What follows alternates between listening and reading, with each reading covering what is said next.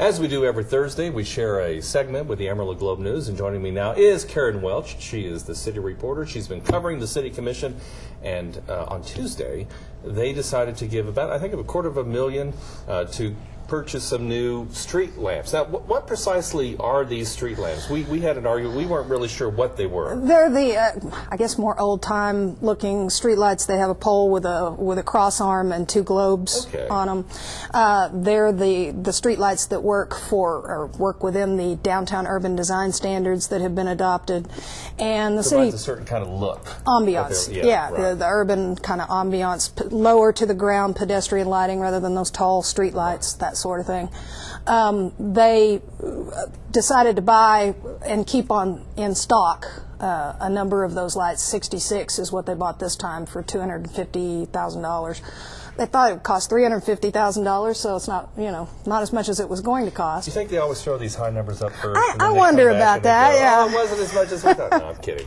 But the reason that it didn't cost as much is because they are buying them in bulk, and one reason they're doing that is so that then when the tax increment reinvestment zone decides to do its projects, public streetscapes projects, or businesses decide to do streetscape projects, they can buy those light standards from the city at a $3,800 fixed cost, and so the money the city laid out for the lights will come back in as those are used for projects. So some business owner who's on, say, Polk Street, and they're doing refurbishments to the front anyway, and they thought that they might like one of those lights, or that is the light that is available, right? And so they will then put into that, and then they'll have to pay less then for those. Exactly. Okay. If you tried to order one or two, as one business on your own doing that, they would cost more.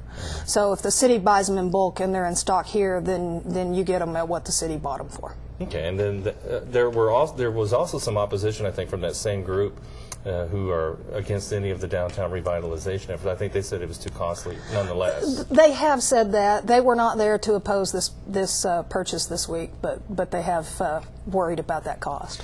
One more thing we want to mention, too, because the City Commission is, the elections will be coming up in May, and for Place 3, Ron Boyd is not running again, so that seat is open, and already Lilia Escajeda has decided she was going to run for that seat. She's the former banker, and she was on the AC Board of Regents as well. She's all over the place, actually. She's been on the Tax Increment Reinvestment Zone Board as the AC representative. She's resigning her AC Regents position, which will also necessitate a replacement for her on the Tiers Board. But she is ready and jumping into the race. So. It'll get interesting. It will. You said Jarrett said what now? Jarrett Atkinson, the city manager, he said, I was talking with him yesterday, he said since he arrived at City Hall, I think it was 2005, we have elections every 2 years, he can't recall a time when we've had this many open seats that had no incumbents running.